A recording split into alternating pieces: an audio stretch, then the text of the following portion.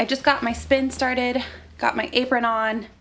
I just got it started because at the beginning it's always a little bit awkward. I just tend to break the fiber a lot more until it gets to like a certain speed and start. So I just wanted to get that going before catching up. Ooh. So this is how much one bobbin, like 1 pound of wool, ended up spinning. I'm still really amazed by the fact that I was able to fill up a whole bobbin and like half of my mini one. Now, it has been quite a break in between that spin and this spin. We are now June already, and basically I kind of took a little bit of a break because I really wasn't sure how I would edit the first part, episode 1. We are now in June, and I know I said at the beginning of this video I wasn't gonna take breaks. I was gonna try. I wasn't gonna take breaks, and I was gonna try to spin as consistently as possible to hope and help with my consistency of my spin. But it is now June. I leave for my Italy trip in a week, and here I am starting the 2nd pound. It's not because it took me 2 months to spin that one. It's just that one's been sitting on the sidelines for quite some time now. So this part will, who knows when this one's gonna come out now. I'm a little bit worried about that. However, here we are, spinning yarn, and that's okay. It's okay. It's okay. Ooh, that's too thick.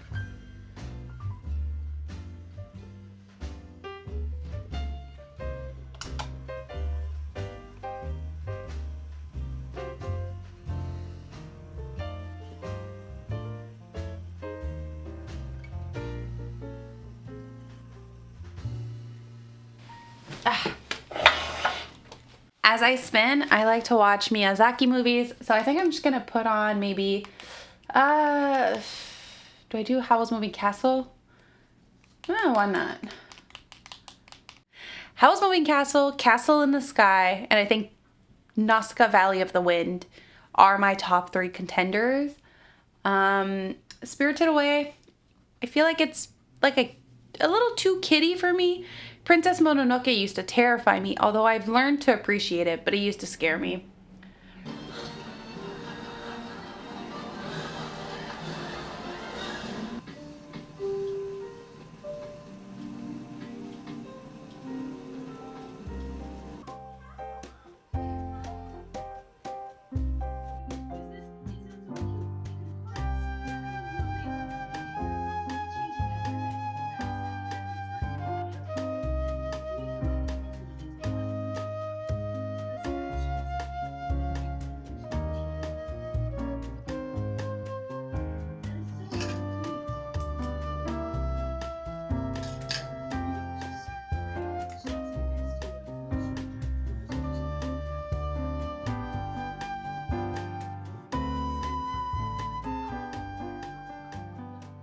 It's now mid-July, and I'm just putting on my apron as always. The thing is, I went on a trip to Italy, and I haven't spun since that. So I took a little bit of another impromptu break, and we are now back to spinning, and then we did the tour de fleece, but I mainly focused on my supported spindles during that entire time. So it's been a little bit of a while, so hopefully I haven't forgotten what I'm doing. I still have my handy little notebook with me so I can keep track.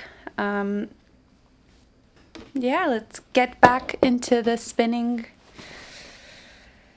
I feel like I've been taking more breaks than I had thought I would. My original goal was to spin this all in one go, and I'm really hoping that this doesn't kind of screw me over to the point where my stuff is just inconsistent because I'm taking these breaks. So I just got a phone call. I don't remember what I was just saying, so I'm just gonna keep spinning. So what I do is I take a little part from one of the rolls and I kind of just break it and make it into a smaller section for myself, and then I'll just go down and just like spread it out to help with the draft, and then I'll just go back over, like I spread it out in width, and then I just go back over and I just lightly pull to spread it out even more. And if a piece is too wide, I'll split it in two and then do the whole process again. So like this.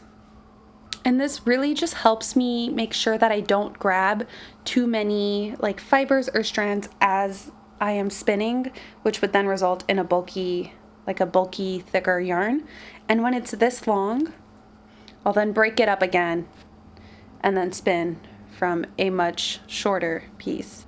The wool, because Scotland wool kind of splits really easily, it sometimes also just splits up on its own, like it kind of did right there. One piece just becomes heavy and the other piece just falls out. So now I have a more fluffy, aired out piece to spin with.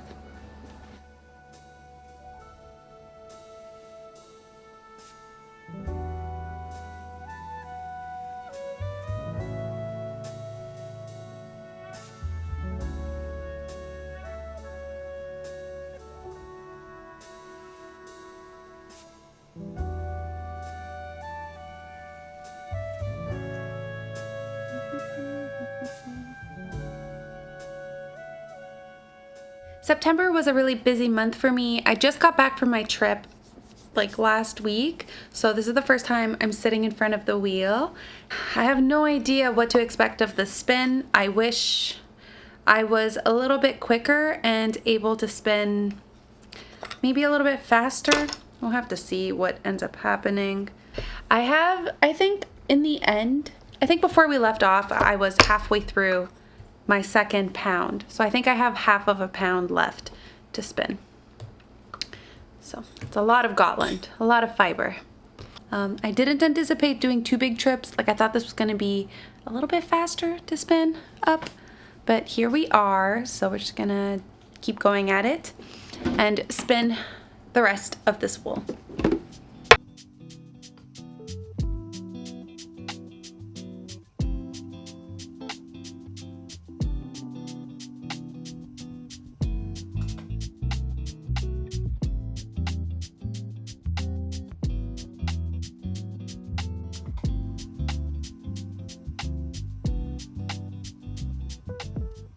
I have this much left for the second pound. That's it. I am done after this. If I weigh it, okay, so that is a total of 100 grams. I have 100 grams left to spin. I'm pretty sure that I could finish it today. That would be amazing, and then we could let the bobbins rest.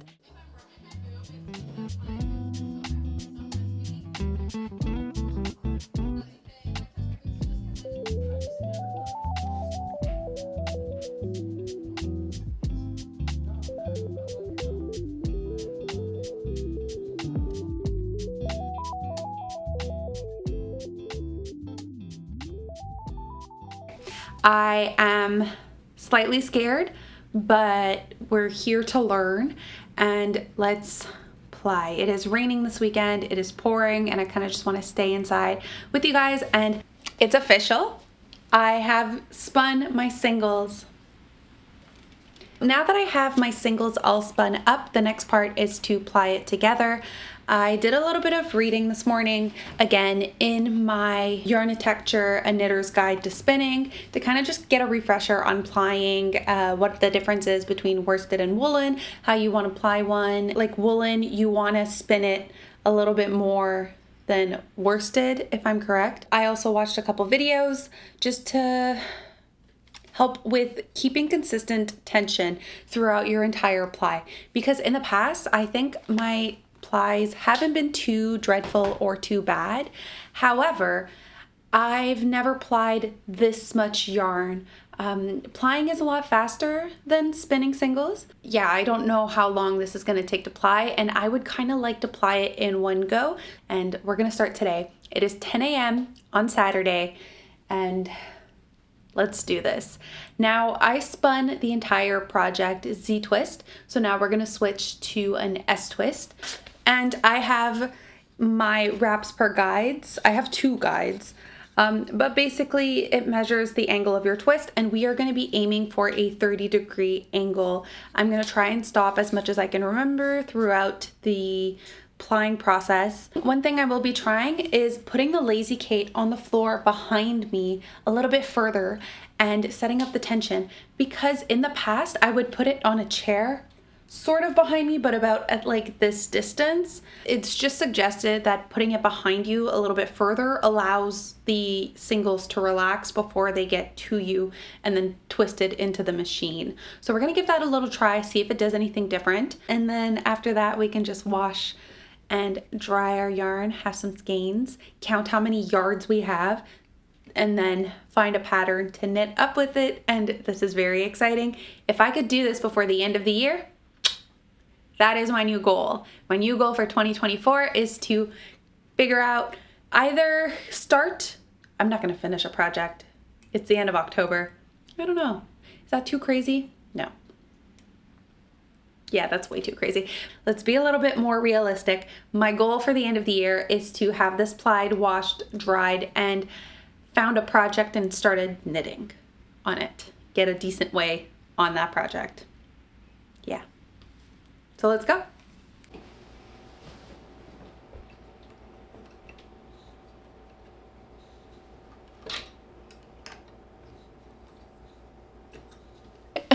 I lied. I'm gonna put my Lazy Kate right behind me, but right there. It's kind of far, so I can't even like reach it. It's actually like it's really far. So hopefully that'll do. And yeah, gonna start. I still have some fiber left from the time that I did the swatch to make sure that this is the type of spin, like the type of fabric I would want to create. So this is her. So I'm going to keep that with me kind of like as a guide for the yarn that I'm hopefully going to be plying today. Okay.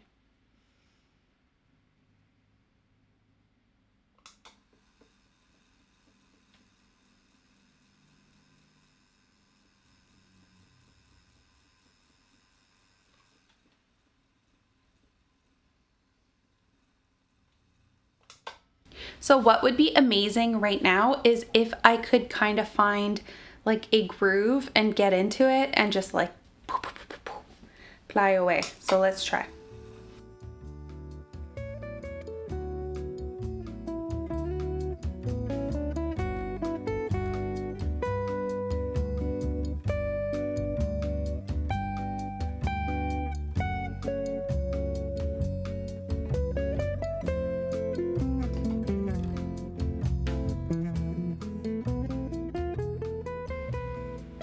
Okay, so that's about a 30. So if I do 1, 2, 3, go, 1, 2, 3, go, 1, 2, 3, go, it seems to be twisting at a 30-degree angle, which is perfect.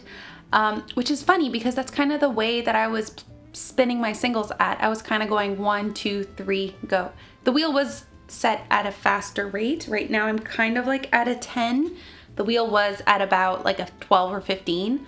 So it was spinning faster, but yeah.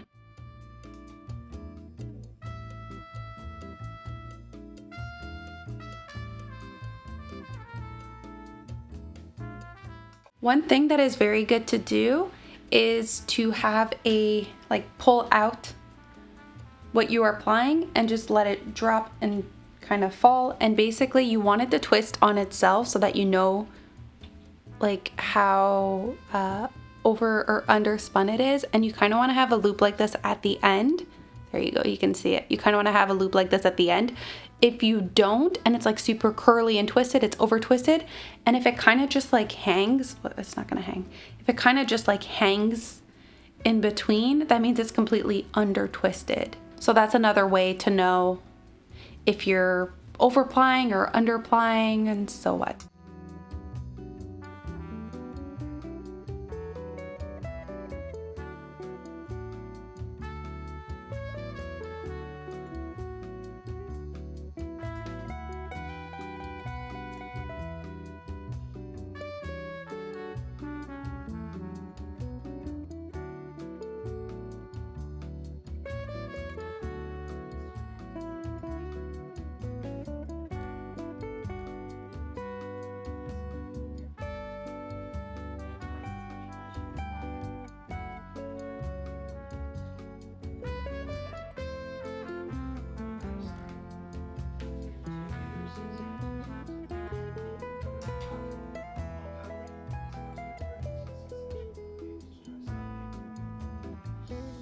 have my last spin right here, the last plying, and I'm gonna take out my nitty knotty, and now is the time to measure exactly how many yards we spun up. I have my nitty knotty. This is the sampler nitty knotty, so it's the mini one. I don't have a full one, and I'm realizing with this spin I probably should invest and get a bigger one, but this is what we're gonna have to do, make mini skeins. This is the Ashford nitty knotty. Basically, one wrap around is 1 yard. So I'm gonna use this to measure out how many yards I've spun up and plied together. So this is what it looks like, plied on my bobbin. Plying all the yarn was extremely fast compared to the amount of time that I needed to spin this whole thing up. I thought I could show you guys how I load it on my nitty knotty, and then we can count how many skeins. I'm gonna be splitting them into 100-yard skeins, so it'll be easier for me. And apparently also, the yardage can change when you wash it. So spinning singles will give you like a certain length. You'll lose a bit of yarn as you spin it, but then apparently plying it, you'll lose a little bit more yardage when you ply it. And then washing it, because the yarn bounces and fluffs up, you lose a little bit more. So with each process, each step, you kind of lose a little bit of yarn that you've had from the previous step, if that makes sense. So I'm just gonna put it back on my spinning wheel, but not connect this band right here, the tension band, so that I can just like fly off and not cause any issues. Every time.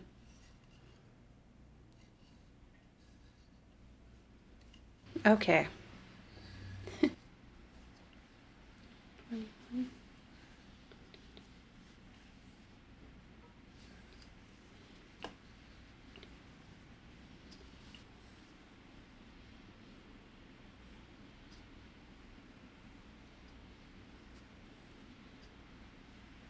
So this is kind of 100 yards right here.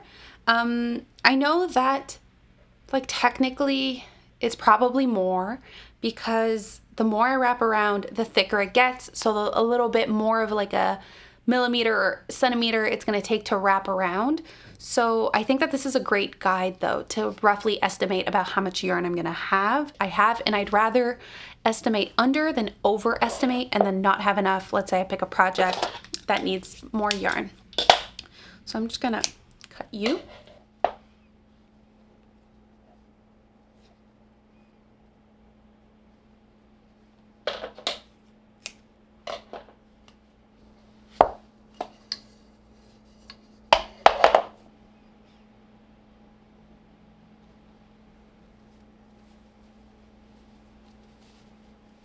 And there you go. A little skein of yarn. So the reason why I add these little extra ties, and I make sure it's a white yarn in case that it bleeds. I don't want to tie this with like a red and then it bleed red into my yarn. Just FYI. But the reason why I add them is so that when I wash it, the yarn doesn't tangle. Because when you wash a skein, you need to open it. And this is just like an extra little safety measure to make sure that it doesn't like tangle in my tub or in the basket that I'm washing them. So this is just a sad little skein of 60 yards. Here is all of the yarn that I've spun up and plied. My Gotland 100% wool. No longer roving, is it? So this one ended up being 80 yards. This one ended up being 20, so I'm counting this as 100. So I'm just gonna like shove it together and say that this here is 100. So 1, 2, 3, 7, 8, 9, 10. So in the end, my 2 pounds of wool ended up spinning 1060 yards, 1,060 yards, which I thought I would get a lot more, not gonna lie. I'm a little scared, so I'm gonna measure a couple skeins. I don't know what would have happened because I thought I was gonna end up having a lot more yarn. So I'm seeing a lot of 8 and 9 wraps per inch. There are some really thin parts, but then I also do have like some thicker chunks. So hopefully when I knit it up, it kind of all balances itself out. This is, as I expected, not the most consistent spin. You can probably see it. I'm hoping it blooms a lot. 8 wrap per inch is an Aran weight yarn. A 9 wraps per inch is a worsted weight yarn, and then DK is an 11 wraps per inch. So if I have a 10, that's not exactly DK, but it's not exactly a worsted weighted yarn, which, just an example, Aran gives you 18 stitches per 4 inches, where DK gives you 22 stitches per 4 inches. They're all medium weights. Like, they're all medium weighted yarns. So this would be a medium weight yarn, if that helps you in any way. Just as an example, I was just looking at the Esther jacket by Petite Knit. Now this one calls for a fingering and a DK weight held together, which creates an Aran weight yarn. This one, as an example, uses about 957 yards to 1500 yards. So this potentially could be a sweater that I knit with it. I don't really think so. It was just the first pattern that popped up on Ravelry when I went on my phone. So I just wanted to see more for what the weights actually are. In the end, I was able to get a 30-degree angle. Hopefully you can see that pretty well. Like, it's all pretty evenly twisted. Like, there's kinks, but it's not too kinky, which is a good sign, always.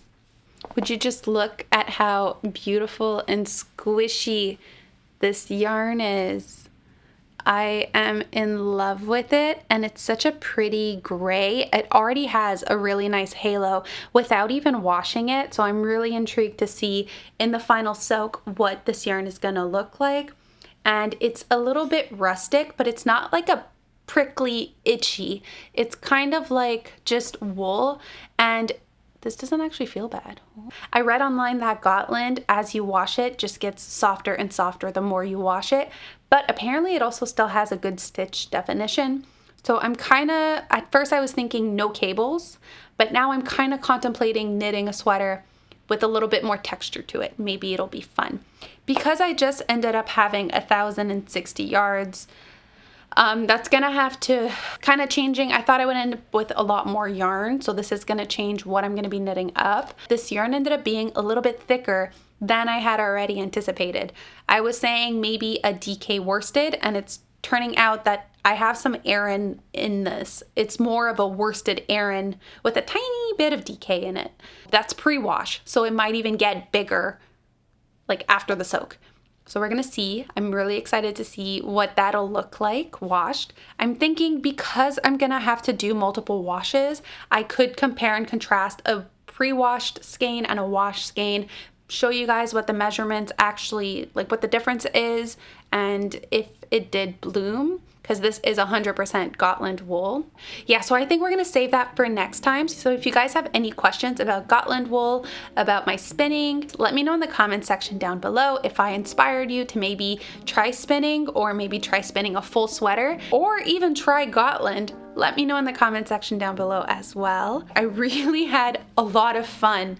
This has been a dream of mine ever since I started spinning, and I'm really excited to see where this will take me. I hope you guys have a lovely, beautiful day, and thank you so much for stopping by. Bye.